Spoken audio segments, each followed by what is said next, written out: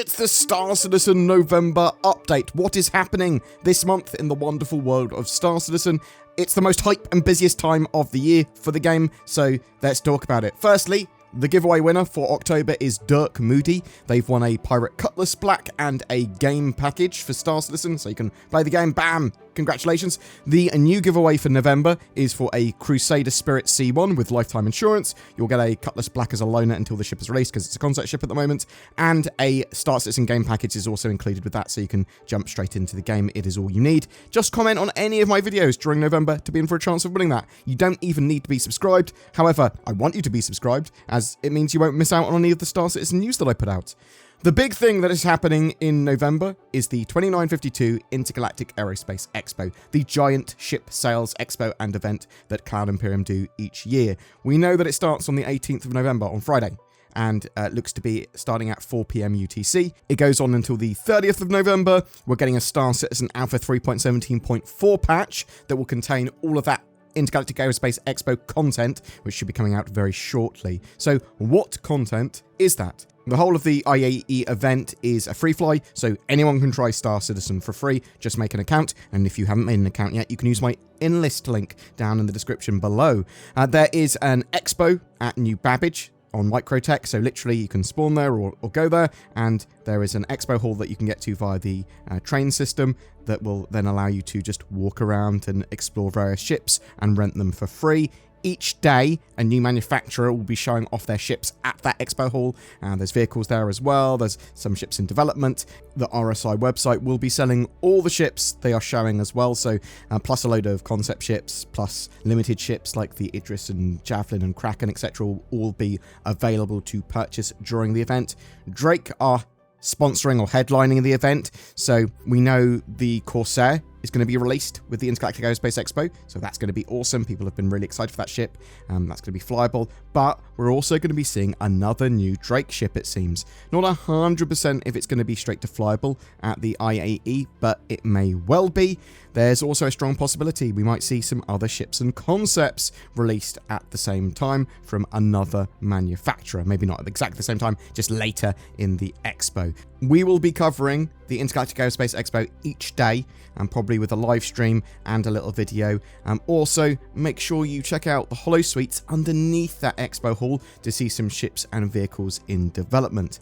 The IAE is a massive sales and hype event, and it looks like this year it's going to be the biggest yet. I'm expecting that Cloud Imperium give us a whole host of ship updates as well during the IAE, with like Star Citizen live specials and Inside Star Citizen specials, looking at ship updates, because they mentioned that they might have some updates on things like the Bounty Merchantman earlier in the year. It makes sense that they want to give us a load of ship updates because they do hype up the community. I'm really looking forward to getting into that Corsair and giving it a bit of a flight and checking it out, giving it a bit of a tour. Anything new at the expo is going to be really sort of overly covered by us. So if there's anything in particular you want us to check out, chuck it in the comments down below. Also, you can probably expect some other stuff like a recruitment promotion where if someone uses your referral code and purchases like a discount starter package or something during the IAE, then you'll both get like a free ship or a vehicle as well. You can expect some of the smaller starter packages to be on sale at a discount. Also things like they typically do screenshot competitions for some free ships and stuff like that as well. So the Ship Showdown skins will turn up too. I'm really excited for the Intergalactic Aerospace Expo. It's going to be good. There might be some other surprises there. There could be a load of other ship announcements and things. Let's see what happens. Another big part of November is going to be Alpha 3.18. Cloud Imperium are currently targeting early December for a live release of 3.18. Obviously, this patch has been delayed a bit, and I still think that they could struggle to hit an early December release for 3.18 with all the features that are currently planned for it. So there are lots of other ways they could go, releasing less of the patch, delaying it further, things like that. So bear that in mind. November will be seeing 3.18 testing beyond just persistent entity streaming, and quite possibly it will go from Evocati to Wave 1 at some point later in the month. What features are currently planned for 3.18 then? Well, we've got persistent entity streaming, PES. That basically goes, servers can save states now. Even if they crash, they can reload those states. Items objects that you've placed in the world, it can save those locations those items are in. So everything will truly persist. However, because it's the first implementation, you might not necessarily be able to get back on the same server that you've affected. So you'll be jumping into these servers that have been affected by other people, but might not necessarily have been affected by you yet. So sort of bear that in mind. It's a bit of a lackluster implementation, or at least it's not something that I'm like super excited about until it's, I have sort of shard affinity in game where I can go, bam, it puts me back on the same server that I was previously on that I've then affected, if you see what I mean. The cargo refactor. This is the start of a wider sort of set of features that make cargo a lot more interesting gameplay-wise. So at the very least, we're getting the physicalization of commodity cargo, and Cloud Imperium are going to be covering this elusive, slightly obscured feature in the next Inside Star Citizen. So we'll be able to understand exactly what we're getting for 3.18. It could be the times and costs associated with loading and unloading as well, things like that. So very excited for the cargo refactor, even if it's not going to be hugely tangible in 3.18. We'll find out soon. Salvage. That's actually a pretty big feature for 3.18. We get the Vulture. It's going to have its salvage. It gives the Reclaimer the ability to hull strip. We're going to have repair that we can do with salvaged materials. We've got a multi-tool that we can sort of repair and salvage in FPS as well. The Daymar crash site, so we've got a 600i, Mercury Star Runner Rex that have sort of all been merged together with a little Junkertown on Daymar, and that was going to have some missions associated with it. There's new river tech and new rivers on Hurston and Microtech, as well as lakes and other features that are now going to start to appear. Sand caves, they're going to turn up in Daymar and potentially some other places. The Grey Cat PTV racetrack, so we've got some silly buggy racing that's going to be at the Vision Centre on Orizon. Prison updates, so new prison missions, NPCs in the mines, some new gameplay there. They've got Security Post Korea, that's getting a huge amount of updates. It's basically being made into a mini, though constantly available, jump town. It's going to be a hotbed for PvP activity. It's going to be the only place that you can hack down your criminal rating. The sort of Crusader security are now there in force. You're going to have the Siege of Orizon Light like constantly running at Orizon now because they're opening those platforms up to combat missions. So there's going to be some interesting ones there. The Gen 12 Renderer is getting its first true implementation with 3.18. At least that's the plan. That will make the game a lot more scalable, especially when it comes to players' CPUs. It's going to make CPU usage a lot more efficient. So if you are bottlenecked at your CPU, well, you're going to see a big improvement in FPS. So I'm really looking forward to that. You can expect some other bits as well, like maybe economy tweaks, bug fixes, maybe some other missions, maybe some other vehicles or ships that sort of turn up. Alpha 3.18 is a massively important patch with a ton of content, at least currently, as I said, because features could slip away as they try and make a December release, but we would likely see all these features turn up in like 3.18.1.2.x patches. We will be diving into each of those features as soon as the patch hits Wave 1 in PTU. Now, Zin thinks we're going to be lucky to see 3.18 live this year at all. So, yeah, we don't know for sure.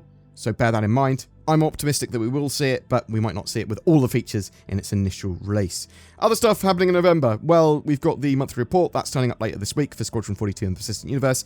I really love these. I actually thought that we wouldn't see a monthly report this time because we just had CitizenCon, and I vaguely remember them going, actually, we're going to skip a month with the monthly reports normally, but it's great to know that I'm wrong in this case because the monthly reports give you a great overview of exactly what Cloud Imperium have worked on over the last few weeks and what they're focused on now across their various teams.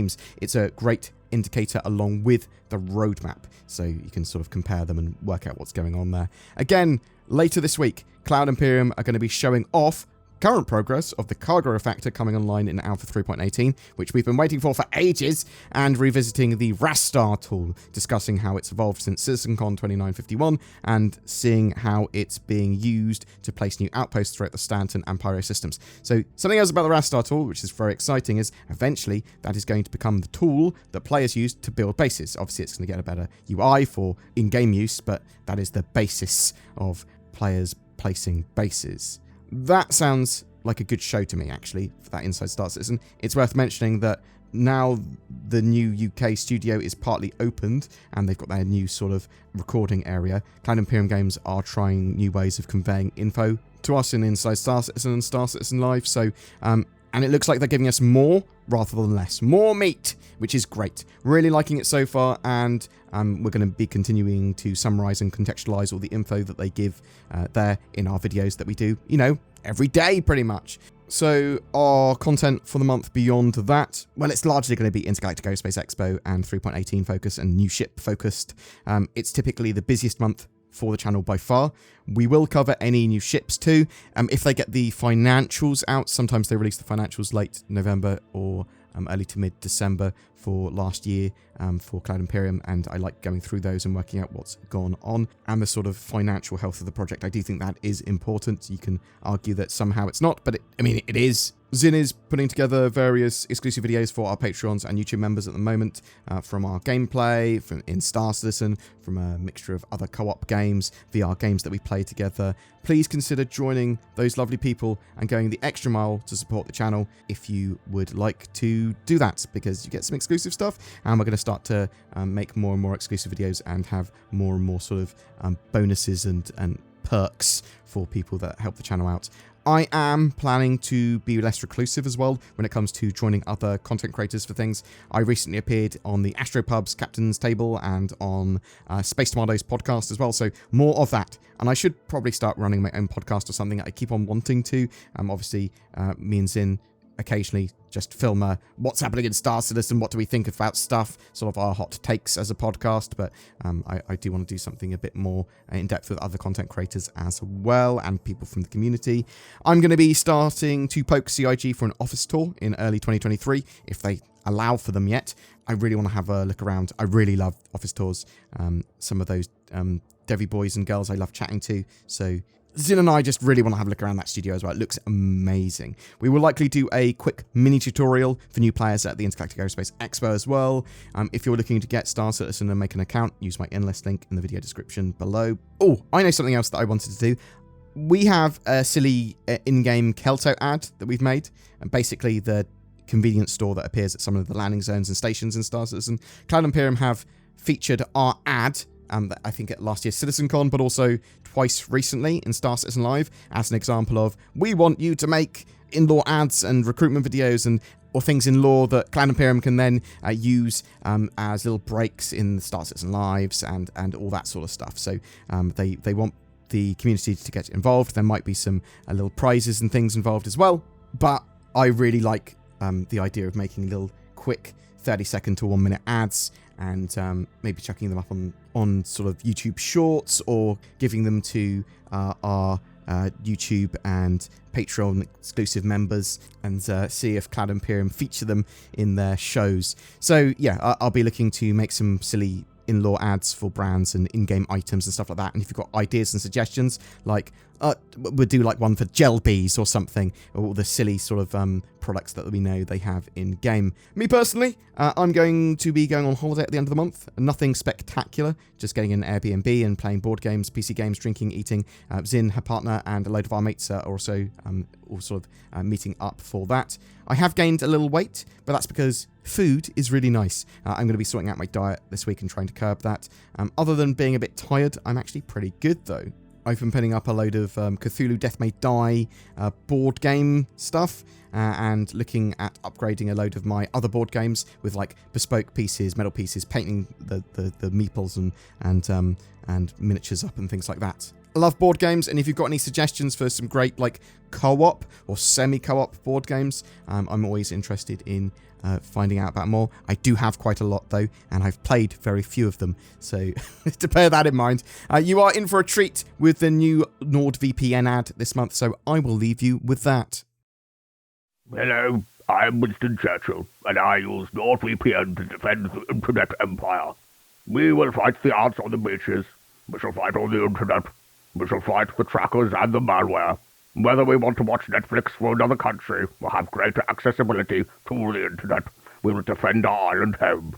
At any rate, that is what we're programmed to do. Thanks, Winston Churchill. What? What do you mean, Zin? That wasn't Winston Churchill? Point still stands. Go to nordvpn.com/BoredGamer to get yourself discounted NordVPN, or use the links below. A massive thank you to everyone that has used the join button under my videos to become a channel member, and my Patreons. You guys are awesome. It really does help the channel. Please consider becoming one of those lovely people too. Thanks for watching, and I'll see you in the verse.